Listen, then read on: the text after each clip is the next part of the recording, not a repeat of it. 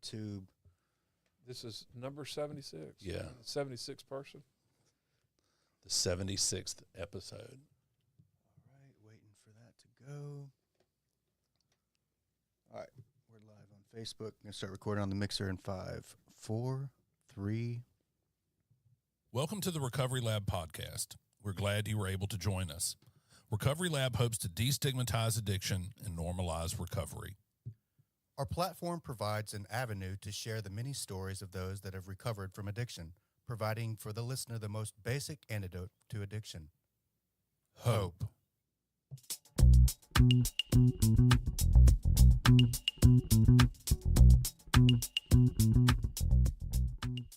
All right, everybody, we're back. I'm Drew Hassin. I'm Daniel Anderson. We are the Recovery Lab. We are joined today by, if not the oldest friend I have in recovery, Sean Guy. Welcome, brother. Because I'm still alive. I'm still alive. No, I had the benefit of reflecting back on when I first met you today, looking at old pictures, and maybe at some point throughout, Daniel can put these old pictures up on there. There they are. The one in the middle is, you had to have taken that picture. You had to have been the one taking it. Oh, yeah, I'm sure I was. And then just it's almost like from another Era. yeah. Yeah. The people that we've lost along the way, including Sam the dog. And Phyllis. God, that was such a tragic death. It was. I mean, really. And when you called me that day, I mean, and I went to that website and found the pictures of her house, or what the remnants of it. I mean, my heart just broke. It really did. Yeah, that was Crazy. But you mentioned earlier, we had friends named Ann, Chester, and Calvin, who were just interesting people to have known. And I was thinking, I was not, when I met Sean, much older than what your oldest. How old are your older kids? Well, Nicholas is about to be 30, and he's. Is that right? No way. No. He's getting ready to be 29.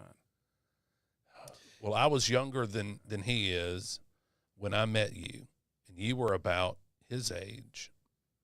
I was probably about 20, 28, 29. You were reeling from the loss of the relationship With Sarah. to whom the lady to whom you are now married. Isn't that crazy? That is crazy. Yes. And I have nothing. I hope that your son gets to meet his own Sean and have his own group of friends that were as interesting and fun and enjoyable to be around. And I've got to tell you, I haven't put it on this phone, but I had a spades game on my phone that would let me change the characters' names. And so in honor of my formative years, it would be you and Ann and Randall, and I would sometimes change it out to have Calvin on there, but he didn't play cards that much. Well, Lulu, who everybody knows Lulu in this town, or should. Lulu and I would play spades all the time when I was first getting sober.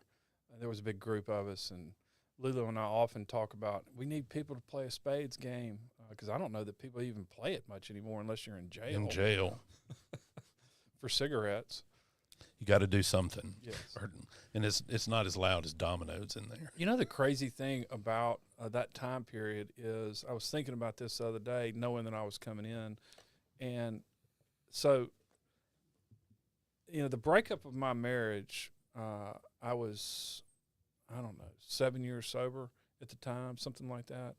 And the breakup of my marriage came about as a result of me being in about a 2-year, dry drunk period. I was just not, I was not in constant communication with a sponsor. I'd go to maybe at best a meeting a week, sometimes a meeting every 2 weeks. I mean, all of my friends were still sober, so I was hanging out with sober people. But I was living like a drunk, and so my best friends like Billy Wynn and Greg McNeely and John Hopkins, all these people that were sober with me and gotten sober with me, I had done some things in each of those individual relationships that was like a good alcoholic, in active addiction. And I had done some things to really harm those relationships. And so when Sarah broke up with me, it was like, holy shit, what's going on with me? And, I started seeing Jerry McBride. I don't know if you remember Jerry. Yeah. And he was supposed to be the one that was going to marry us. And I was not Episcopal, and I did not go to church. I quit going to church long before I got sober, unless I had to go, like Mother's Day, Christmas, whatever. And that continued all the way through sobriety and up until this point. And so I started seeing Jerry because he offered once a week, an hour at a time, and that went on for about a year. And at the culmination of that, I told him one day I wanted to start going to church, and of course he asked me why, and I was like, I don't really know. It's just something that I feel inside that I need to do. And he was like, no one's ever said that to me. And I was like, what do you mean? He goes, everybody's always got an answer. And I was like, I really don't have an answer. I just know that it's something that's drawing me to do this. And I felt a real need for that. But it was during that whole year that I was essentially, I was friendless almost. And I mean, not that's a gross exaggeration, but my closest friends, I was not very close to anymore. And in addition to going and kind of leaning towards into the church, I started going to all these meetings, all over town. And I started going back and doing some, trying to get involved and carry the message with newcomers. And that's ultimately where I met you, because you were out at the Village. That's right. And I think that's where I first met you. And then who was the guy from the coast whose dad was a urologist? Brian Carter. Yeah, where is he now? Look, Lord only knows. So when I graduated from law school in 2010, and I had just taken the bar, and I went down to the coast, and I was able to get a hold of him, and we hung out, and that is the last I have seen or spoken to. No, I think he is. Oh, really? Yeah. Well, they've got a great recovery community on the coast. Well, he lived in what's right outside of New Orleans, Harvey, just on the other side of the river. Going towards Diamond Head or going towards Venice? The river's so windy. It's just right it's basically New Orleans, but just on the other side of the river. Oh, yeah, West Bank. Yeah. Okay. He lived over there. Yeah. And made a lot of money doing. He's a fishing captain. Like, you pay him and he takes you out to go fishing. Oh well, shit! Maybe we should go get a fishing trip with him. Look, I try every now and then. I am spurred on to try to hunt him down. And Brian Carter, if you're out there, I love you, buddy. Miss you, man. Me too. So yeah, Brian and I lived together, and we both got out of the Village in early 96. So you would have been knocking on 8 years. Yeah, somewhere around there. So, I guess that's when, I met y'all and I started, because I know I was sponsoring you, and I want to say I was sponsoring Brian, but if I wasn't, I was certainly hanging out with y'all. We would go, to meetings. We'd have coffee after or before. Yes. We went to Perkins. I love Perkins. It was good. You could get Eggs Benedict. Heck yeah. And then, so it was during that time period of my life, it was like this rebirth of who I was as a person. And it was like getting sober all over again. And I can see that. I had all of these, younger people that were, kind of reinvigorating me, if you will. And y'all weren't much younger than me, but it was still, I was developing all these new friendships and going to all of these different meetings. Randall and I befriended each other. Ant and I befriended each other, and through Randall, of course, there's Camp. Camp. He was dating Camp at the time, but we met. Drick. Remember? Yes, that's Ellen's dad. Yeah. And then, obviously with Chester and Calvin, who are, anybody from Jackson for a long time, they all know Calvin. Yes. Calvin was a very famous Jacksonian. Of course, he loved to tell you that his grandmother owned Francis Pepper. He did. And, Calvin became such a toxic influence in my life that I really had to stop talking to him and hanging around him.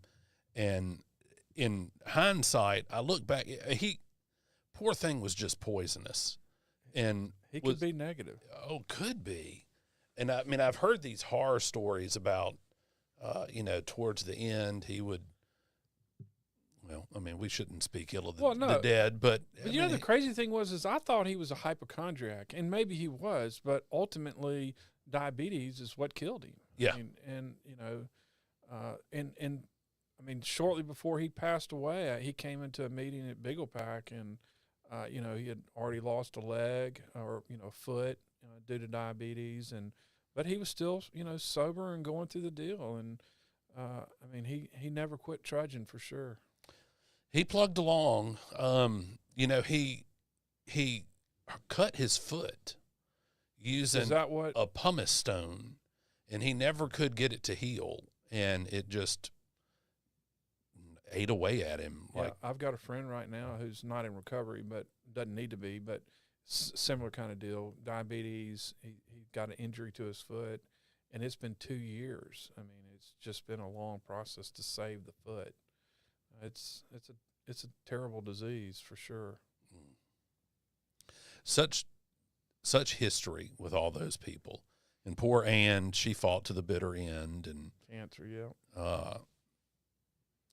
If you never got to meet Chester, to all those out there that might be, you're a lesser person, because Chester was quite a funny fellow. Had a cool house. Very cool. He was an interesting guy. Just everything he had. And then, of course, I sponsored that other guy who I think he's dead, and I always struggle to forget his name. He was from Nashville, the attorney. So I've got some stories about him. He lived with Chester for a while. For a long time. And Chester kept letting him live there despite the fact that he kept relapsing. Well, he got money all the time. He had this disability policy that paid him every month. Oh, I didn't even know that. Yeah. And so he that disability policy was a blessing and a curse, because he got a lot of money. Now, he died, guaranteed. didn't he? Gary. I don't know. I have no idea whatever happened to him. Gary. I love the guy. He's a great guy. And his story was just so tragic. Honestly. It's just he's someone that I sometimes share with people that I'm sponsoring, about how quick and devastating this disease can be, because he went from, here he was an attorney, married, kids. He was a closeted, gay man, and grew up in a very religious household, and he's working in this great law firm, making wonderful money, and super intelligent guy, and starts drinking, and within a year he's smoking crack and loses his law license, loses his family, his kids, basically homeless in a year's time. And it's just like, we talk about the disease itself being something that we're born with, and I used to laugh when I was in the treatment business how, you can't be a crack addict unless you smoke crack. It was kind of a inside joke that I would say to some of my people that I worked with. And the point being is that, we may be genetically, predisposed to be an alcoholic, but if we're not drinking, then we're never going to get there. But once he started, and it went fast. Super fast. Yeah. And, the disease is crazy how it can activate and really take someone down very quickly. Well, listen, not everybody has the presence of mind the fortitude. How have you been able to renew your practice of recovery? Because I know a fair amount about your life, and you've had some things happen while you've been sober that have been difficult. Yeah, that's funny. I wasn't expecting that question, but I was thinking about that the other day because I was thinking, okay, what are we going to talk about? What kind of stories can I bring? Because I've got a ton of stories. I have a ton of stories from when I was drinking and using that are just, honestly, they're funny as shit. But I've got some great stories in recovery that, to a certain extent, are now funny, but at the time they were not. Certainly weren't. No. Well, I think that I tend to want to get out of people, and I think Daniel agrees, how you deal with difficulty. Like, I can tell you, or I can tell everybody, I dealt poorly with my divorce, and I did not do the things that are necessary to deal with those adverse feelings, things that we talked about, I think, before we were recording, how it affects our self-esteem and our worth. And I chose another path. And let me tell you. Yeah, I mean, you can certainly ruin your life real quick. Yeah, I mean, I'll have 3 years, April 11th, and similar to what we were talking about before the show starting, like I'm really struggling with some stuff from my adoption and the fears of abandonment. Like, that's when you were talking about, like, I was just kind of melting down in my seat because before our show, yeah, because that's exactly. I've done a lot of work around that to become at peace with everything from my past, but this fear of abandonment keeps popping up and popping up and popping up, and Al-Anon has certainly helped. But yeah, I'm curious from an incredibly selfish standpoint how you push through that. How do you push not only the fears of abandonment, if that's something that you had, but also just trials and tribulations of life? What's your go-to game plan? Well, that's such a loaded question because I could talk about this honestly forever. I mean, so just to kind of lay somewhat of a foundation for the people that don't know. So I guess, I got sober when I was 19. Or I was thrown into treatment when I was 19, but I had been, I'd gone to treatment at first when I was 17, I think, when I was in high school. But so I got sober at such an early age. So, naturally, if you stay sober, you're going to go through a lot of life's events sober. And that's certainly been the case for me, but I've hit some road detours, if you will, that were very unexpected. I mean, so, we were talking before the show about, how, or maybe after we first started, my current wife and I dated for, 2.5 years, and we were engaged for 6 months back in the early 90s. And so, I mean, she was truly the love of my life, and I was heartbroken, devastated when she ended the engagement. And the funny thing is that she was convinced that when she broke off the engagement, she wasn't ending the relationship. But I was convinced she was setting me down softly, right? And so after a few weeks, a month or so, I finally just went to her and I was like, it's over. And so she felt like I rejected her. Were you trying to push her away so you weren't hurt? Or what was that? So during that time period, I was like walking on eggshells. It was like I was trying to just do everything to make it right. But my motives were obviously to get the relationship back, and I wasn't getting what I wanted. And I was driving myself nuts, and my sponsor was just like, dude, you need to let this go. And if it's meant to be, it's meant to be. And so I kind of went to her and I was like, look, I'm going to give you the space that you want. I just assumed that she didn't want me at all. Boy, was I wrong. And clearly she and I didn't communicate. But I mean, I look back at it now and I think, we could have done things so much differently. We would have been together this whole time. But I believe truthfully that it's part of, looking back, it's part of a larger plan. Not that I believe in predestination, but I mean, if you allow things to happen in life, and this is part of the answer to your question, for me, and you get out of the way, wonderful things can happen. It's kind of like when you work the 12 steps, what are we really doing? Well, we're working those steps so that we can remove the barriers that prevent us from receiving God's grace. And so when I went through that breakup with Sarah, I realized I was not really connected to the program, and nor had I been for a number of years. So immediately I did the only thing that I knew, which was what I did in early sobriety. I went to a meeting every day. I started, sponsoring people again. I really started getting back into service work, not just sponsoring people, but, stuff with, creating new meetings and doing things with conventions and making new friends in recovery. But the biggest thing was I just focused on my spiritual growth. I mean, that was kind of what ultimately led me to start going to church at 7-8 years of sobriety. But so fast forward, a few years when I'm getting ready to go to law school, I've quit my job. I was working at Baptist Treatment Center, which is where I'd gone through treatment. And, I was dating my ex-wife at the time, and she calls me the day that I've turned in my resignation. And she's like, "Have you already turned in your resignation?" I'm like, "Yeah." And she's like, "Well, I'm pregnant." And I was like, "Oh shit," I mean, that's a curveball. And so, I mean, we had been dating a few months, and I thought, okay, I love this girl. I'm going to do what I believe is the right thing to do. I prayed about it. I talked to my sponsor about it.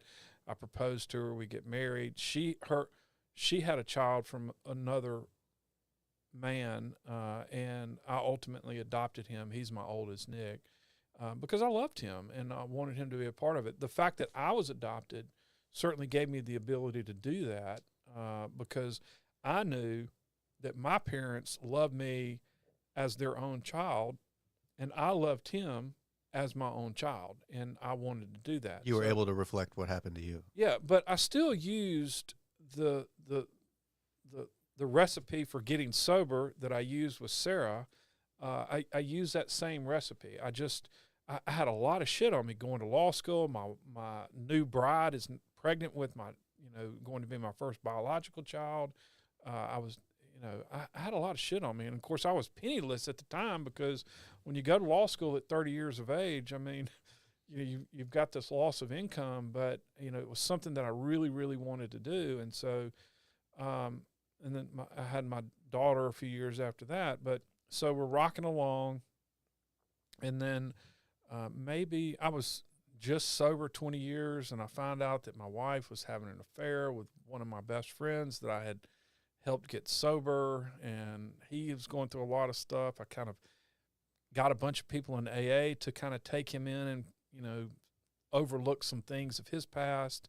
And, it was just total betrayal at 20 years of sobriety. And I did the same thing then.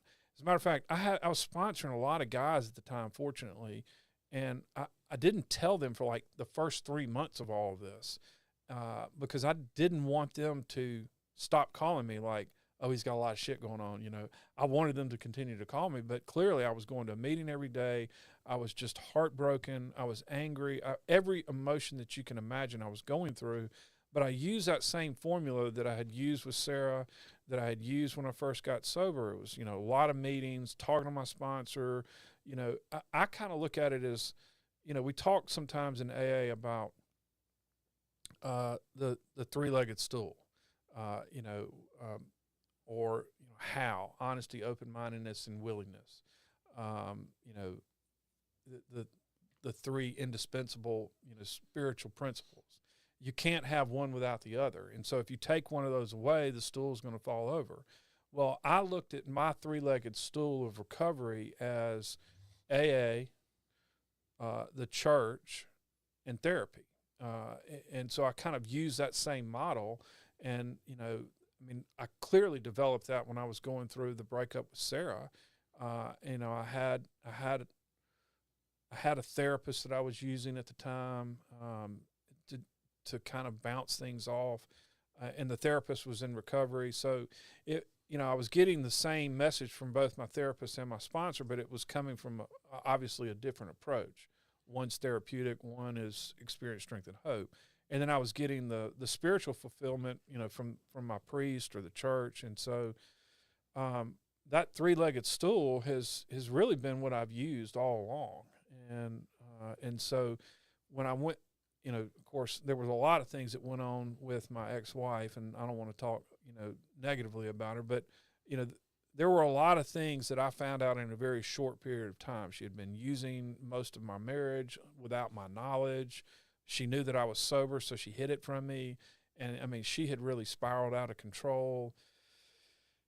And ultimately, she went into treatment. She got sober. We didn't get divorced. I forgave her. That was a long process. But I worked through all of that using that kind of same approach and mentality. And then, of course, the marriage didn't work out. And, we knew that it was best to split ways at that time. And so I went to my therapist at the time and said, look, she goes, what do you want? And I was like, and she's in recovery, and she's been sober I think she got sober in 1977. So, and she was young. She was, like me. And so she's maybe 10 years older than me, but she's been sober a long time. And 40, whatever that is, 46, 7. A lot. Yeah. And, but she was like, what do you want? And I go, I just want to be happy. And the crazy thing was when I got sober back in 88, that was all I really wanted. It wasn't, I want to quit drinking and I want to quit doing drugs. I just wanted to feel happy, because when I was drinking and using, that's what I wanted. I wanted to feel happy, and the drugs and the alcohol and, all the things that went with that lifestyle. I mean, it was all about making me feel happy. And so I just said, I haven't been happy in a long time. And so I just really, I went straight to that same formula. I was seeing her, essentially at that time weekly. I was talking to my sponsor multiple times, during the week, sometimes 2 or 3 times in a day. And one of the things too, he taught me to do when I was going through all that stuff, when I found out my wife was having an affair, was he said to me then, my sponsor, he said, I want you to get 2 to 4 people in AA that are close to you, that you can talk to confidentially and tell them everything, just like you would tell me. And because I'm not going to always be available, and you need some other sounding boards, because if you can't get me, you need to be able to talk to someone. And so that was that was like my inner circle. And so I started using that then and kind of incorporating that into that, that three-legged stool. And then, so I began doing that as well as I'm going through this divorce. And really the divorce, honestly, was not that bad. Because what I had been through in, what was that, that was 2008, into 2007, 2008. That was when the affair was going on and all of this. And, I would describe it then like taking a snow globe and shaking it up really bad, turning it upside down, and that's how my life felt. It affected my work.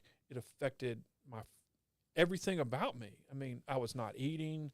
I was smoking like a chimney. And I was just so unhappy in sobriety. I was still going to meetings and talking to my sponsor, but, one of the things that I learned about happiness during that time period was it's like, I'm a firm believer that happiness is a byproduct of doing the next right thing. That's what comes about when, if you want self-esteem, what do? Esteemable things. Right. And so that's what my sponsor taught me, 1988 when I asked him that. And so it was kind of like, well, happiness comes when I'm doing the things that I'm supposed to be doing. And all right, so I can create that own happiness regardless of what's going on with me. However, I can certainly create unhappiness, but the thing that I really began to understand is that I was a victim, and that was creating a lot of unhappiness for me. And I'll never forget it because it was during this time period. I mean, I called my sponsor one day, and he was like, Sean, you're a victim, but you can't be a victim. And I know exactly where I was. I was at the time I had a Jeep, and I was driving up the hill from JA, going to my house.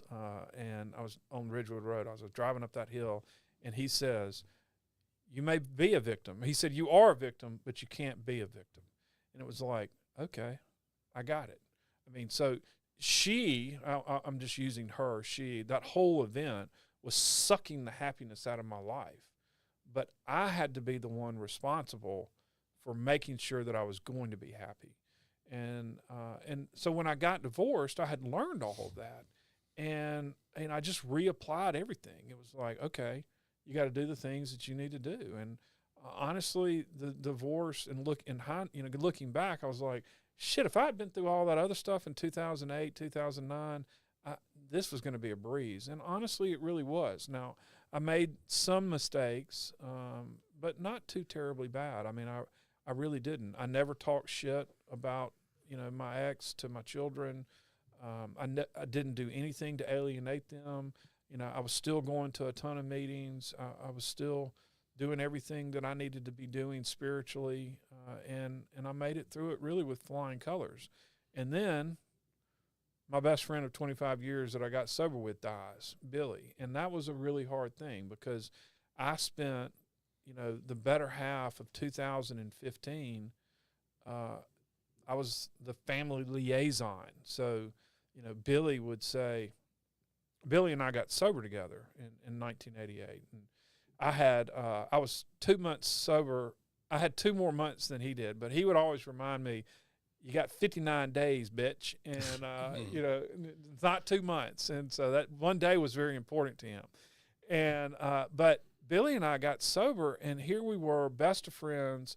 And now I'm getting divorced, and now he's dying. And Billy and I weren't just best friends in AA. I mean, I started making fused glass, and so I had this studio with him and his wife Mary Ann, and he was dying, and so Billy, so I applied that same principle when I was going through all of that. But Billy wanted me to tell certain friends, you tell them this information, you tell my extended family this information, my direct family this information, and so I wanted to be there and do something for him, and that's what he wanted me to do, and so I had to do it.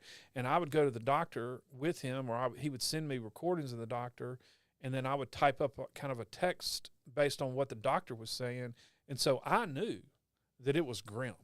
I mean, that he was probably not going to make it.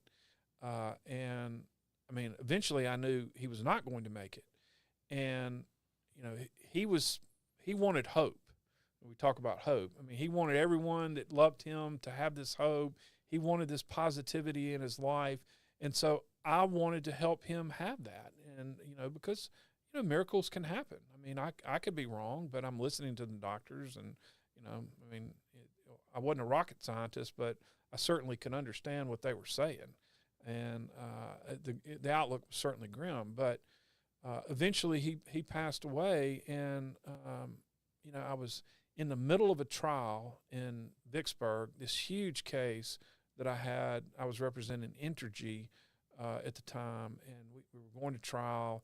It's a big case, and I was in trial for, 10 days or something like that, and Billy died in the middle of this. And so, here I was, recently divorced, and, my best friend's dying, big case, but everything was okay because I had learned this formula of how to go through big things.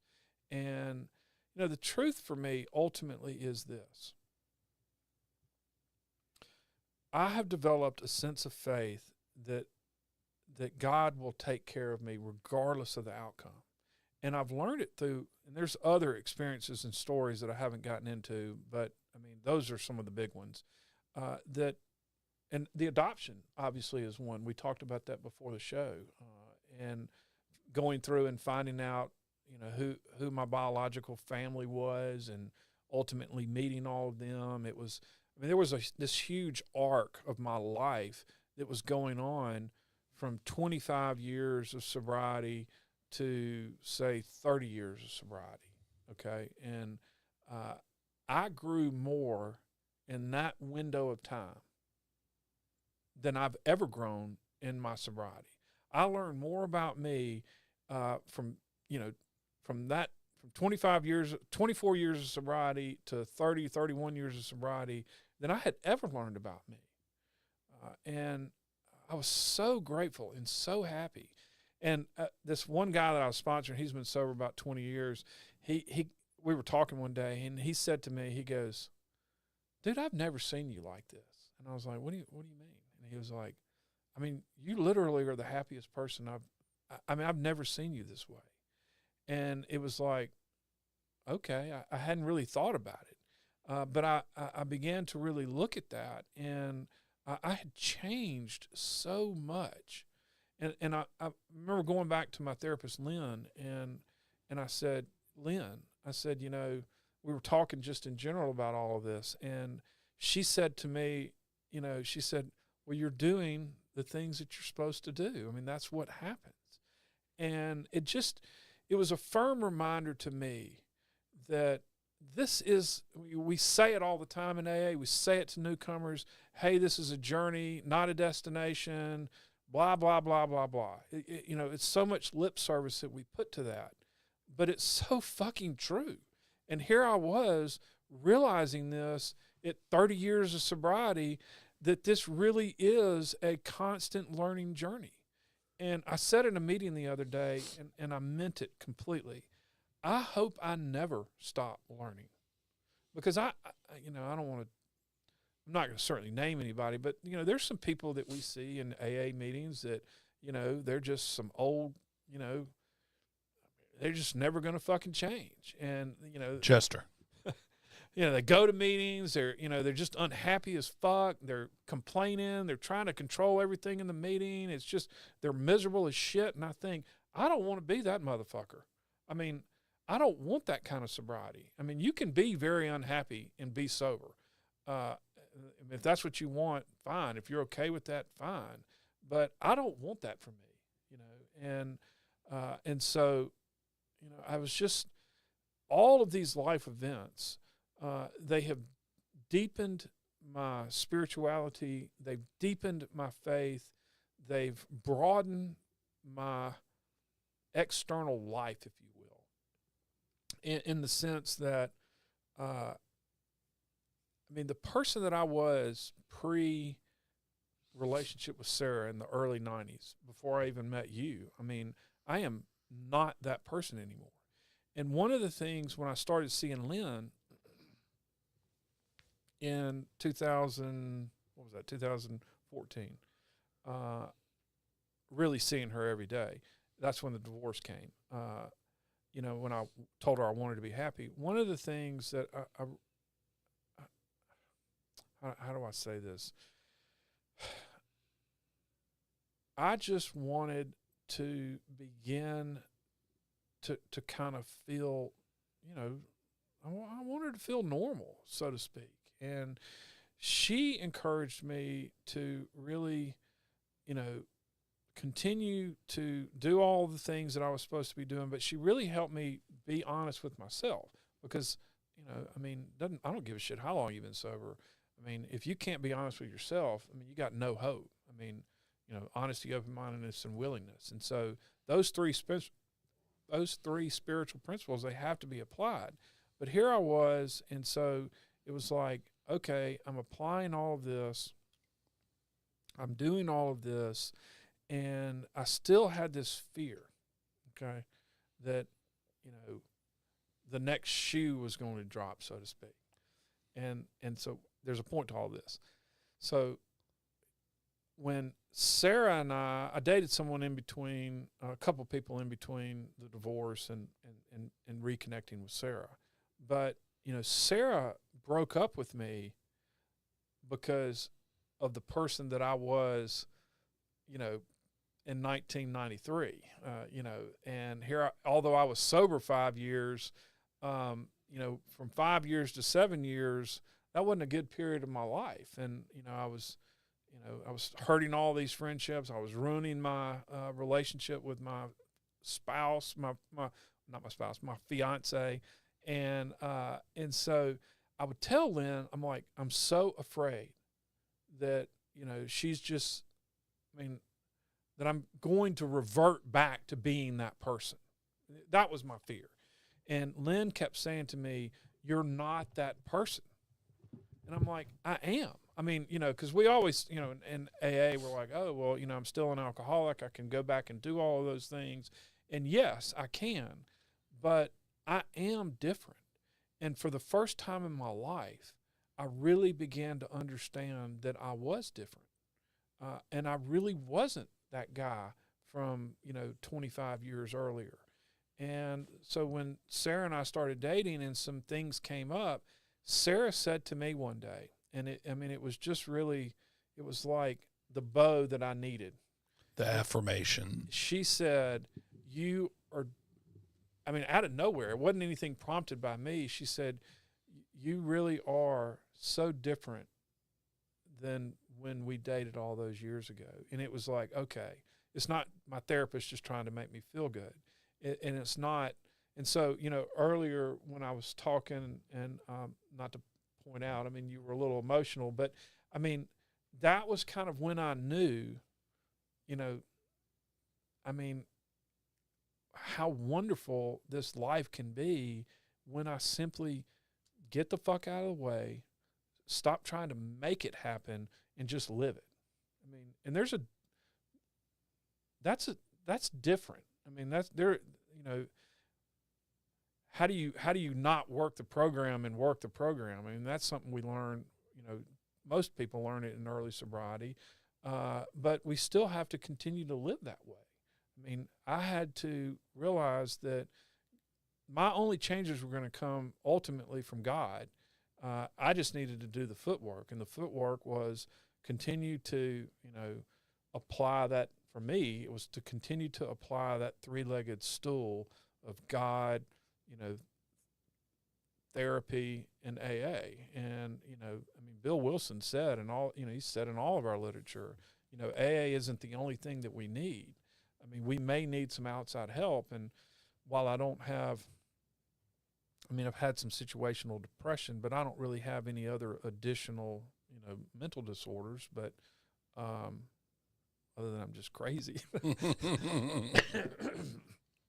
But you're run-of-the-mill, standard crazy.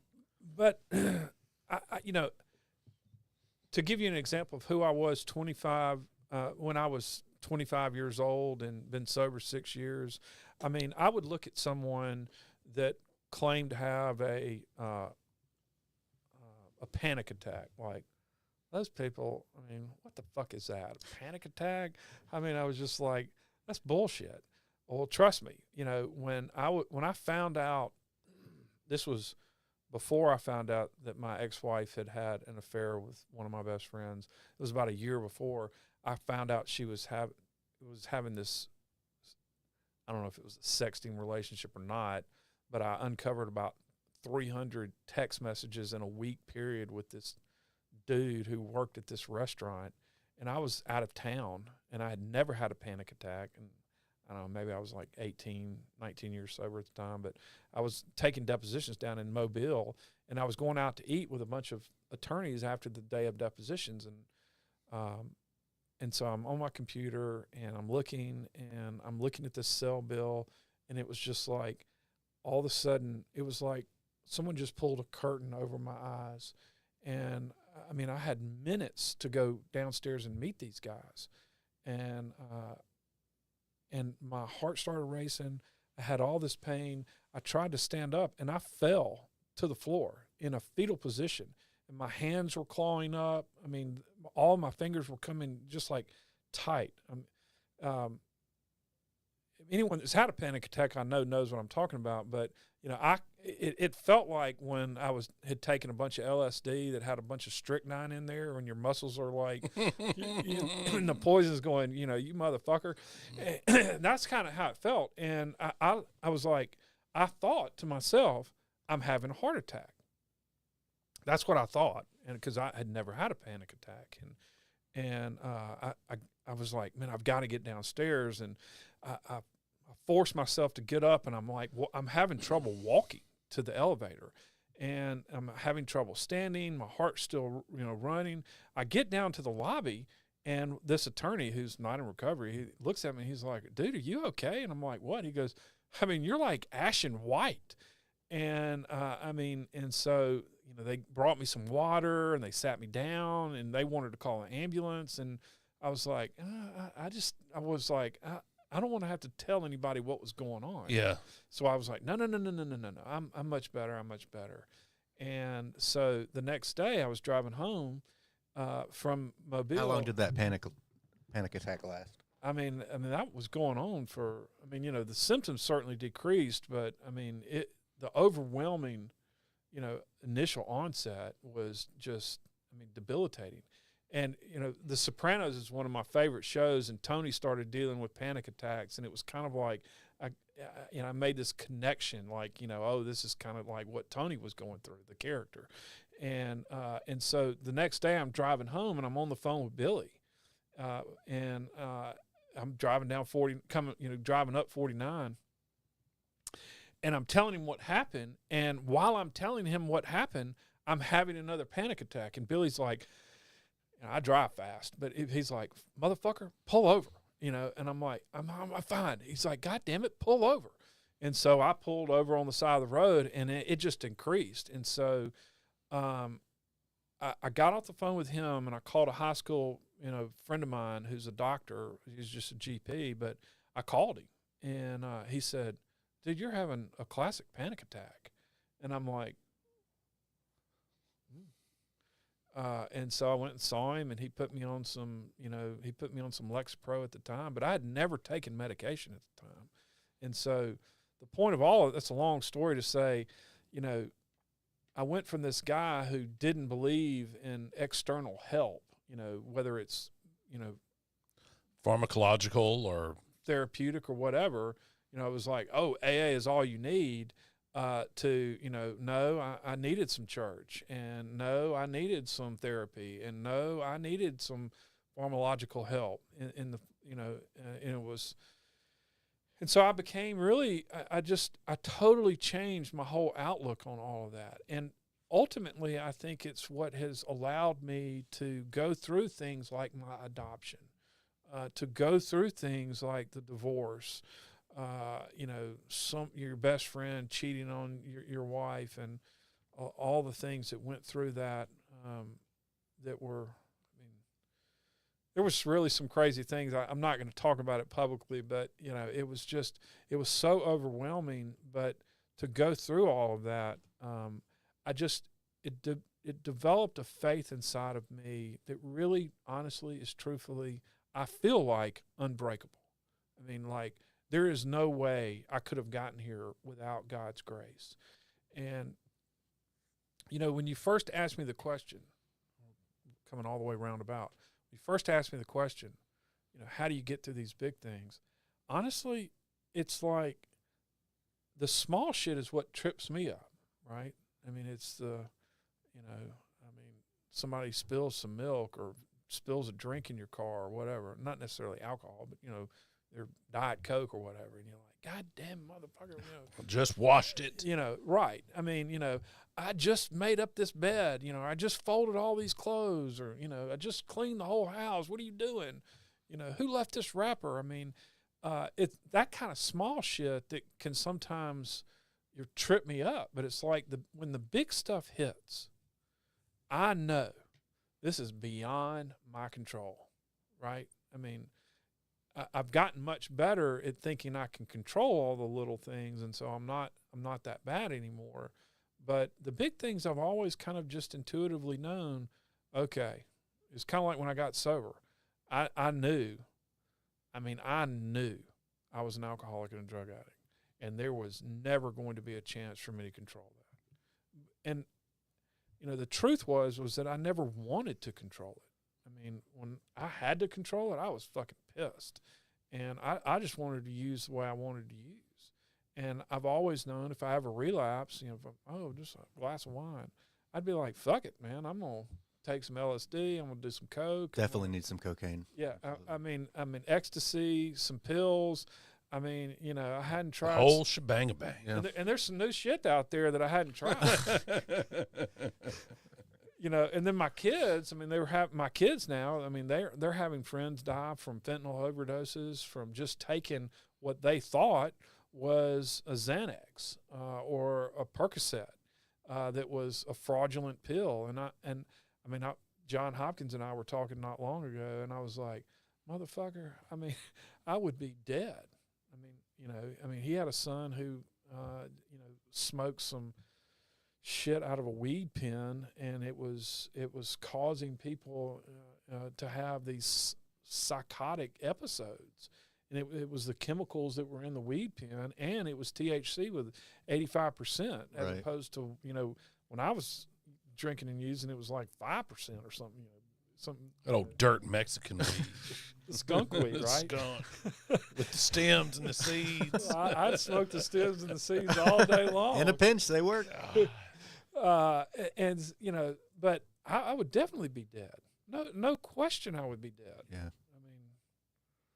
I mean, I'm so grateful to be alive today, and you know, I ultimately attribute all of it to really, in terms of the work that I've done, I attribute most of my sobriety because of my honesty with me.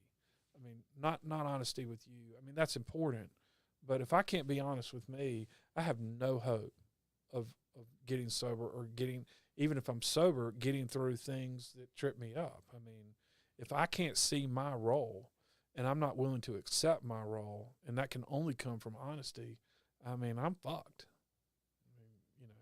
I'm going to do a lot of damage. And as a matter of fact, my sponsor told me, I think this was, it was a few years back. And he unfortunately, I've had the same sponsor, which is crazy, since I got sober. I mean, he's got 39 years of sobriety, and he's in his 70s now. He was 40 when I got sober, so he's about 20 years older than me, and he's been able to see me through that whole time period. I mean, it's crazy that one, neither one of us have gotten drunk, and two, we're both still alive. I mean, that's just a rarity. And but he knows me better than I know myself. And he said to me, he goes, it was very unexpected, and I appreciated the compliment, if you will. I mean, he said, "You're probably the most honest person that I sponsor in terms of who you are." Being willing to own those things about yourself. Yeah, I mean, not in the sense of oh, I'm the worst person in the world, but really saying, okay, I do play a part in these things. Yes. When I talk about honesty or inventories, like in a meeting, sometimes I'll use the expression, it's like a warm blanket, because when I can start being honest about what's going on, in here, in me, that's when I know that the solution is coming. It's like, okay. I think that's a blessing, though, that you've got, because not everybody sees it that way. I think it's often, maybe too often, the case that people make that realization, and it's just too uncomfortable. It's too scary, too whatever. And people, I mean, that's a good thing that you've got the warm blanket. Yeah, I mean, obviously it's frightful. I mean, to look at all that shit, to go through it. I mean, one of my childhood best friends that I used with, he died from this disease. I eulogized him at his service, and I mean, he died on a park bench, outside of a treatment center, and it was like his, I don't know, 15th, 20th treatment center. He could never get more than a year. I mean, it's still heartbreaking. I mean, because he had the same disease, and you know, I mean, he was homeless at one point. I mean, he had a college degree, he was married, child, working, and he lost all of that. And I picked him up one night. He was homeless, panhandling for change down on High Street, and it was pouring down rain. I picked him up. I was getting gas, and I saw him at the gas station, you know, and I was like, what the fuck are you doing? And I mean, I knew what he was doing, but I was like, get in the car. And so I was like, you look like you hadn't, you know, he needed to eat more than a few biscuits. I was like, I'm taking you. I went to the Wendy's right next door and got him some food. And ultimately, I put him in a hotel. He make the story short. I started talking to him. And I was like, because I was so curious. I was like, do you have any trouble believing that you're an alcoholic and a drug addict? He was like, no. I mean, I know that I am completely beat, that I have no ability to control it. I'm like, I mean, because he was so close to me growing up and we used together and all that, I mean, I could be completely direct and honest with him. And I was like, well, why do you keep going back to it? And he said to me, he said, sometimes the pain just gets too great and I say, fuck it. And I understood it at the time in the sense that, okay, he's lost his child. I mean, she's still alive, but I mean, he had lost custody of her. He was homeless. I mean, you know, he had a lot of consequences from his using. And so I understood that. And, you know, I really abhor the idea that people have to die for me to stay sober. I don't think God works that way. I don't think God says, we're rolling the dice today and this motherfucker's going to die so that he can stay sober. First of all, I'm not that special. And two, I just don't think God works that way. Not for me, he doesn't. I mean, maybe someone else, if that's the way you want to believe, fine. But I just can't see God working that way. But so here he is. It's like the disease is killing him, and he just would say, "Fuck it." I mean, yes. So I mean, the point is that he looks at all of that, and it really helped me to know that I just have to be willing to work through whatever it may be, no matter how painful it will be, and that God will take care of me. And the last thing I'll say about this is, so the night that I got confirmation that my ex was having an affair with this guy who is no longer alive, but I mean, it happened at like midnight. Yeah, he died.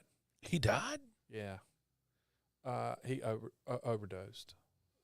No shit. Yeah, he's dead. So, but I found out at like 12 at night, and she finally admitted to it, and so I'm bawling, crying. I'm on the phone with Billy, and I didn't want to call my sponsor at midnight, and so the next morning it's like 7:30. It was a Sunday, and I'm sitting out on the back porch smoking a cigarette, bawling, crying. I call my sponsor. And I mean, this isn't even 12 hours old, okay? And so I'm dumping all of this on my sponsor at the time. And John said to me, I tell him all the time, I was like, the balls of steel that you had to say this to me was just incredible. But it was, honestly, it was life-saving for me. He said to me, he said, Sean, I know you're hurting, and what you're going through is extremely painful, and it's going to take a long time. And I'm not blaming you for your wife's actions, but you played a role in the creation of a situation that gave her the belief that having an affair was a solution. I mean, it does take some big balls. I mean, and so, but you know what? And I was just like, I mean, I was stunned when he said it to me. But I knew that he was 100% correct. And he said, your only way out of this is to look at your role and your role only. And ultimately, you know, it led to a number of conversations, so I'm going to kind of speak in, you know, a summary form, but it was like I had to look at it like, regardless of whether the marriage works out or the family stays together or any of that, if I want any chance to have happiness in my life, I've got to make sure that I never create an environment where someone that I'm in a relationship with would do that. Now, that doesn't mean that they won't, but all I can do is work on me. And I knew that I had participated in a lot of fights, arguments. You know, I didn't know at the time. I had not started going to Al-Anon. We hadn't even gotten into that. But, you know, it was about 3 years after that conversation that I started going to Al-Anon. But I had a lot of codependency issues. And that created a lot of, you know, it created a lot of problems in the marriage. I was still wrestling with that idea that I could control, you know, I could fix. I mean, we've talked earlier about that fear of abandonment, you know. I mean, I'm going to fix it. I'm going to control it. I'm going to make this relationship. To validate myself. Fuck yeah. To make me feel good about me. And I can't believe I left Al-Anon out, because that arc that I was talking about, I mean, and Danny, you know, because you've been to some Al-Anon meetings with me. I mean, it really helped me get there, because I just never really understood how much I depended on other people to make me okay. And this belief that I had deep down inside of me that I could fix it. And you know, it was honestly, it was in that marriage with my ex that got me to that point of finally saying, you know, shit, I can't fix this. Because she had been sober a couple of years, going to meetings, had a sponsor, all that kind of stuff. We had, you know, we decided to stay together. I'd forgiven her and all that. So we're rocking along, and I became convinced that she was using again. I'm sure if she's listening, she's going to say she's not, and maybe she wasn't, but I was convinced that she was. And so I was driving down to Bass Pro Shops to go buy about $1,500 worth of game cameras that I'm going to secretly put up, you know, in the storage room, out back behind the storage room, and, you know, in her closet, because I was going to catch her smoking weed.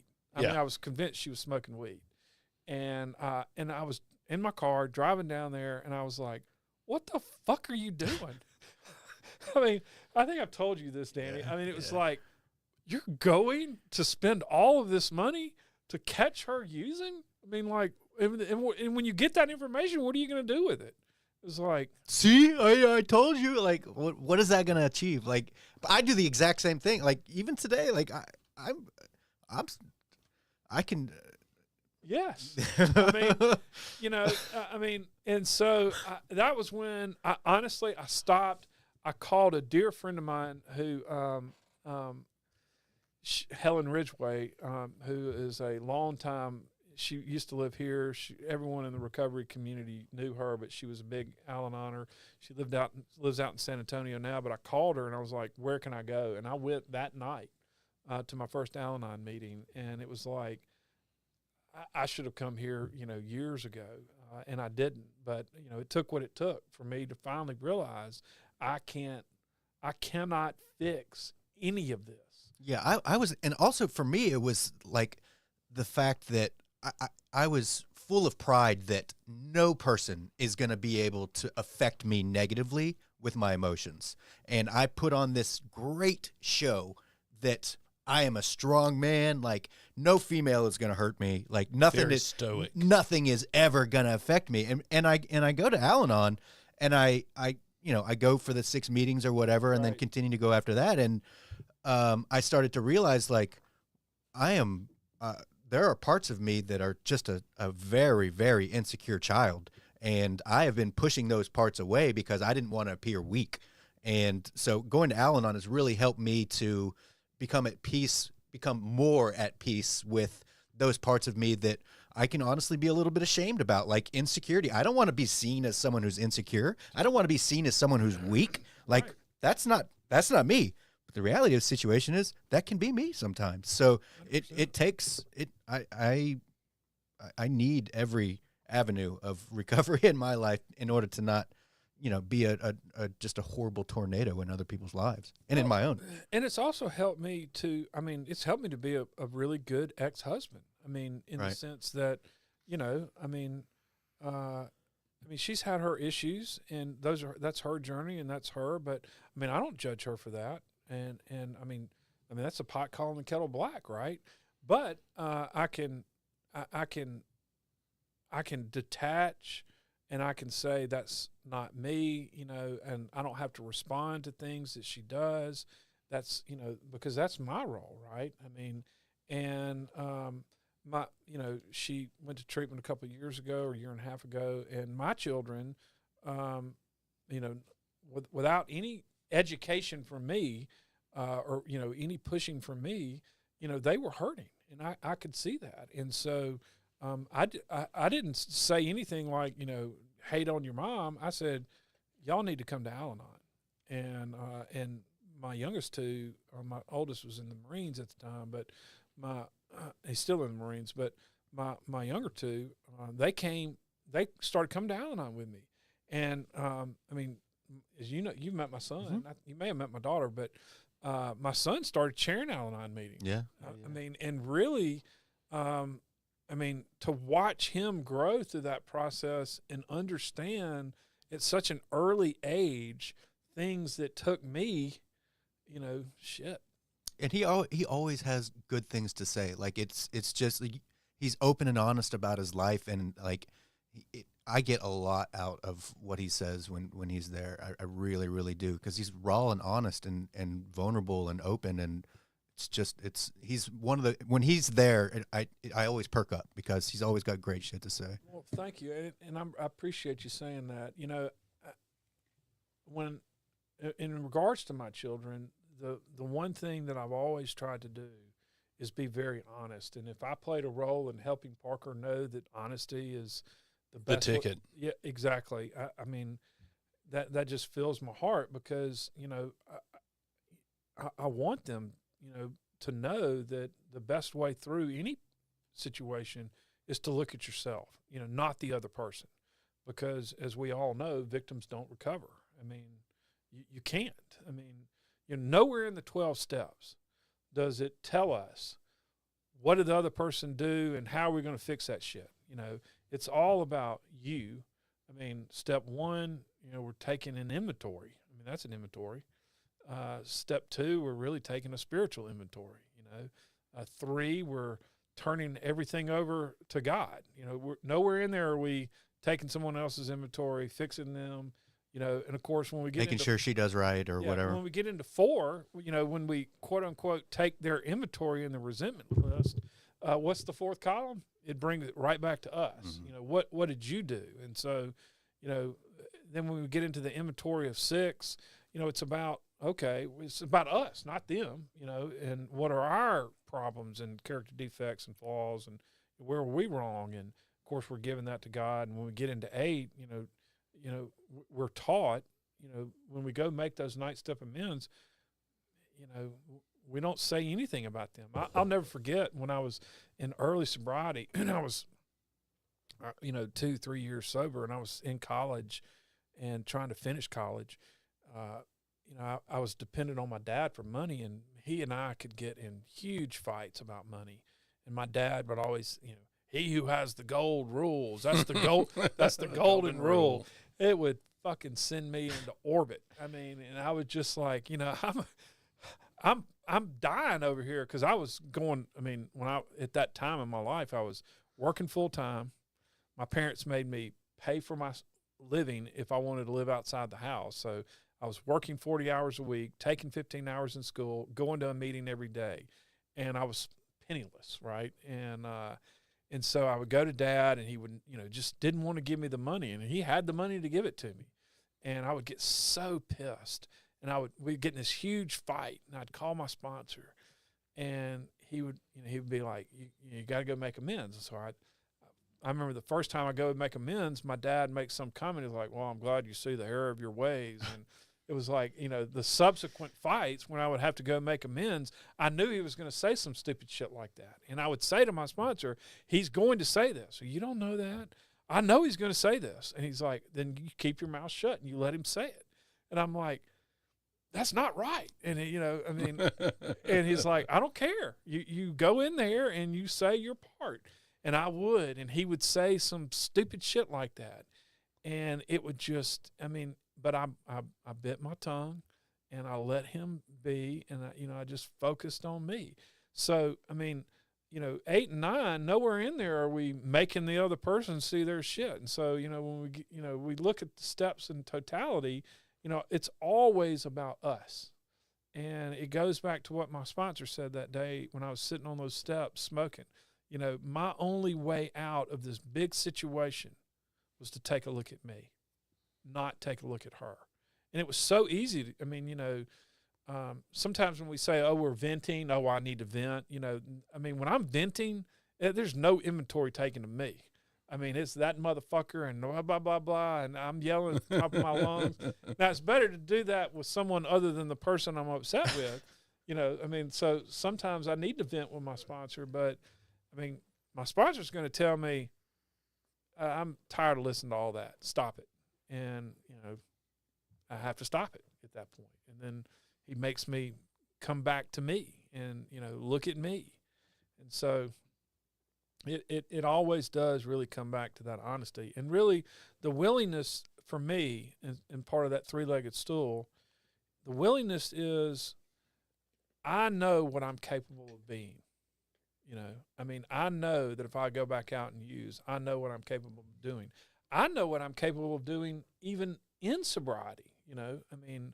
All those relationships that I screwed up when I was, 6, 7 years sober, I mended all of those, but I had amends to make. I had amends to make to John and Billy and Greg. And, these were my closest friends. And those relationships were restored, but I can do some real damage in sobriety. So I just know what I'm capable of, and I'm willing to do what it takes because I don't want to ever go back there again. And, the other part of willingness for me, and, we hear this expression, stick around till the miracle happens. Well, for me, what that meant was I had to get to the part in the 9th step where the promises start coming true. And I had this my spiritual awakening came during the middle of the 9th step. And it was like, okay, I'm getting some real benefit out of sobriety and I'm changing, and that God-shaped hole is filling up, and I'm finding some genuine peace and serenity. And it was because I was, making these amends, and, you start making amends and you're getting into the shit, right? Right. You're getting benefits from that. And it was like, okay, I'm no longer staying sober because I'm running from prison, which was a real possibility for me, and I should have probably gone. I'm not staying sober because of what will happen if I relapse. I'm staying sober because I want the good things in life.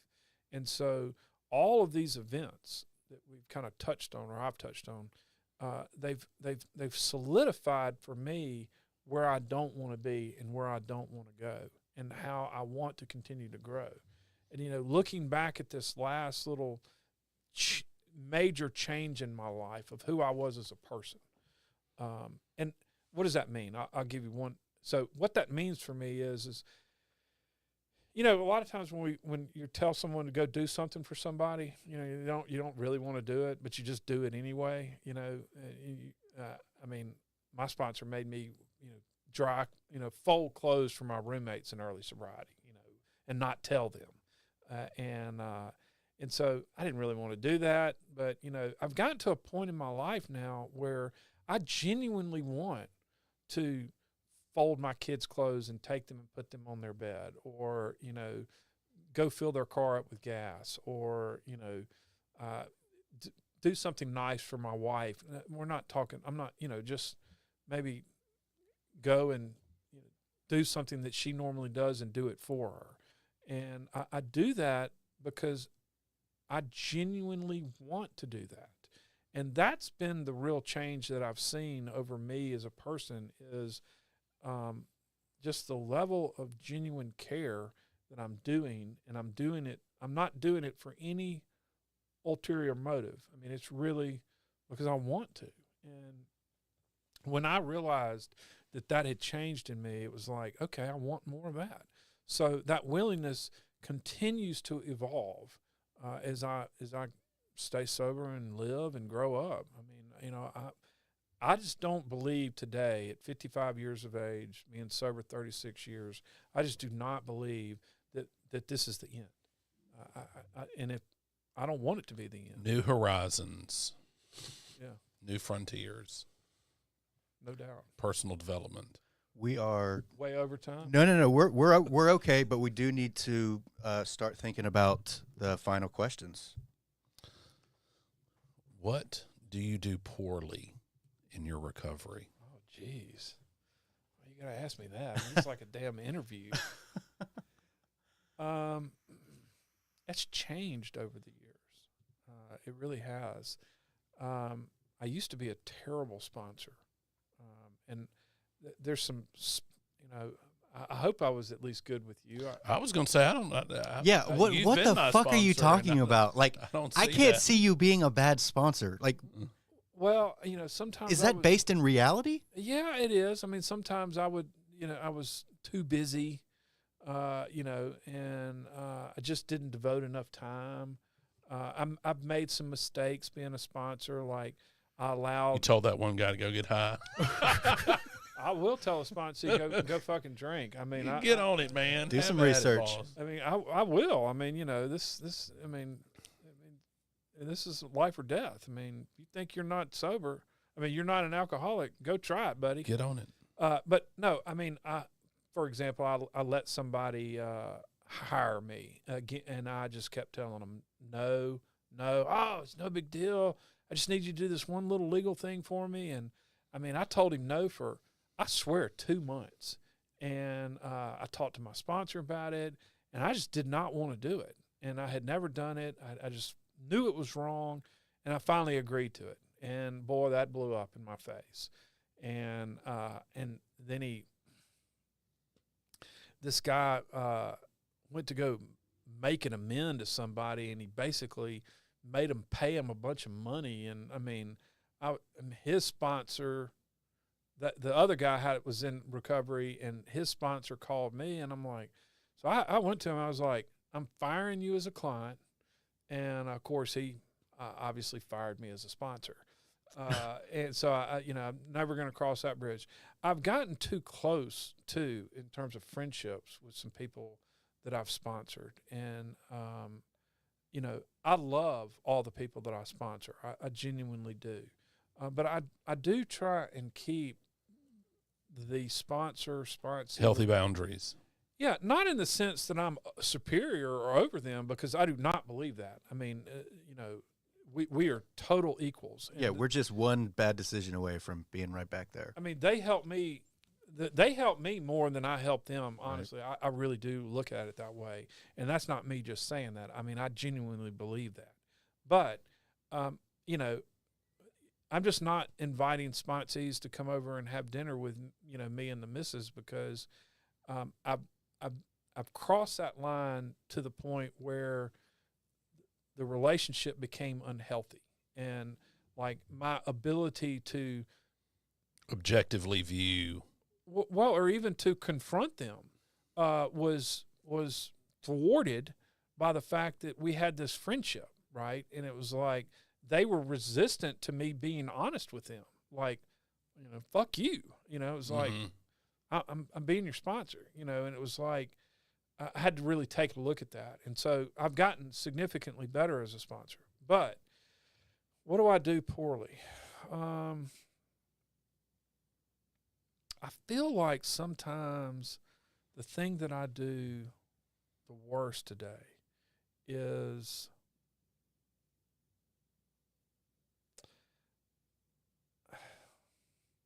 maybe this is just me beating myself up, but sometimes I just feel like I'm not as welcoming with the newcomer anymore. But I know that I am. And so maybe it's just internally I don't feel like I'm doing enough. Like, you know, I mean, like right now I don't have any sponsees that I'm taking through the steps. I've got a ton of sponsees, but I don't have any. You know, I gave my number out to somebody yesterday, and I really hope he calls me. I don't know if he has a sponsor or not, but, you know, just going up to the newcomer at a meeting, whether or not I'm going to be their sponsor. And, you know, I just, because it's so easy for me because I know so many people in recovery that, you know, the meeting is over and I'm shooting the shit with John and Jane or whatever. And, you know, we're hugging it out. And, you know, I just need to be better at that. So that's one thing I don't do great. The other thing I probably don't do as good as I used to, and I really hate to even say this, is I don't read my meditation book the way that I used to. I read it this morning, and I am not a reflections guy. I'm a 24-hour-a-day guy and always will be, but I read it this morning, and it was so good. It actually had one of my favorite quotes in all of recovery, and that is, "Wear the world like a loose garment." That was the prayer for the day. Well, look, let's end on a high note. What do you do well in recovery? Okay, and I'm going to answer this truthfully, and I don't mean this egotistically. I believe that the thing that I do the best of in recovery is when I share, I am completely honest about my life in the sense that I don't want any newcomer or any old timer for that matter walking out of that door after I've shared believing that life is just some bed of roses once you get sober, because that's not it's not. It is not reality. And so you know, I share with the full intent of laying it out there. Now, do I get into details? No. You know, I'm not getting it. You know, I've gotten into some details about my ex-wife and this guy having an affair, but I never even said that in meetings when I was going through it. I didn't tell anyone.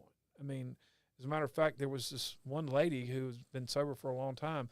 She leaned over to a group of ladies that she sponsored. She's passed away now, but she leaned over in one of those meetings that I was sharing, just, you know, kind of emotions on my sleeve.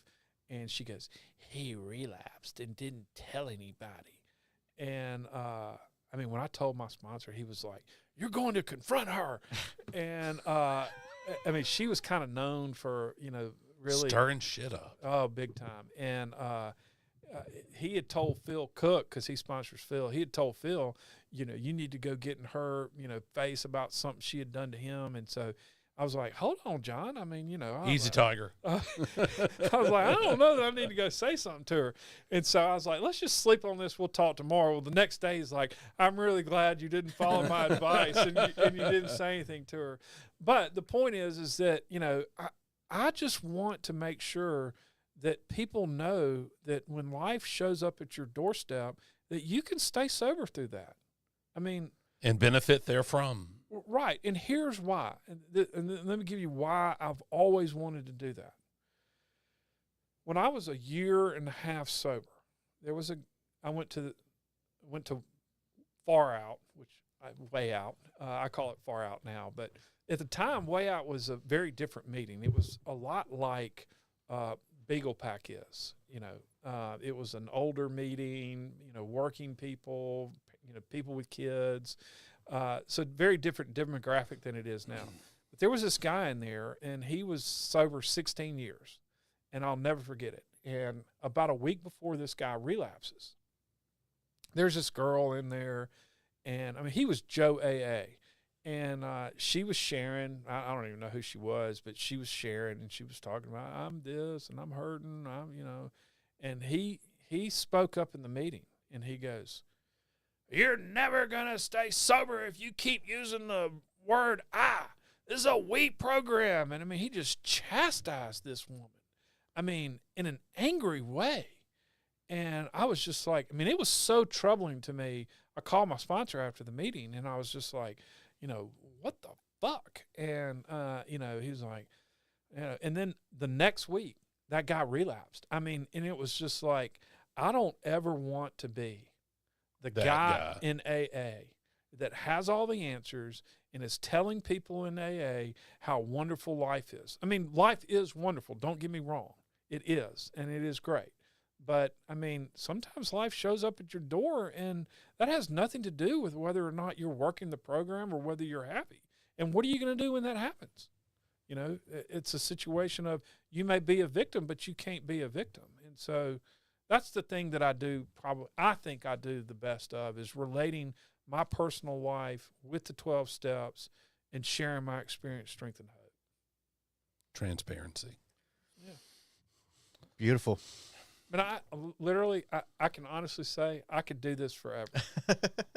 I mean, not just about talking about me, but just, I mean, I love what you guys are doing. I mean, I really do. I wish we had another hour and a half to just sit here and talk to you. I tell you what, maybe you should start your own podcast. Well, I know you've talked to me about that. Yeah. Your buddy has one. Fun guy. Judge Walker and David Bridges. Oh, they'll be here at 5:30 today. Yep. Oh, good. Yep. Yeah, as a matter of fact, I want to say I might be I think I'm going to be a guest on theirs. Mm-hmm. Did you ask me that, or did? No, I think Dave said he talked to you, but you didn't. Y'all haven't ironed out a date yet. Yeah, that's right. He did talk to me. He came by to see Bonnie. Bonnie and I have talked about having a podcast. I know. I keep on hearing you talking about it. Don't talk about it. I don't see any action. Well, here's the thing: is that I do want to talk about recovery, but I don't want to just have a podcast about recovery. I mean, you guys are doing that. I don't want to do. I mean, so it doesn't have to be about recovery. Well, right. I know, and so I've really struggled with what is it that I want to talk about. I mean, there's so many things out there in life that I do have opinions on that are based on my life in recovery, right? I mean, you see shit out there all the time, whether it's the wokies. Well, I mean, whether it's political bullshit, whether it's, religious bullshit, cultural, cultural, whatever. And all of my viewpoints on all of those life things that happen to each and every one of us is so altered and affected by my recovery today. And to me, that's a benefit that I've honestly never really, I've just not really gone to. And, I told you earlier, I have a lot of stories, and I didn't get into even probably 100th of the stories that I have. But someone told me the other day, I was sharing some stuff. I went skiing a couple of weeks ago with a bunch of guys in sobriety. And one of the guys was like, man, you need to write a book.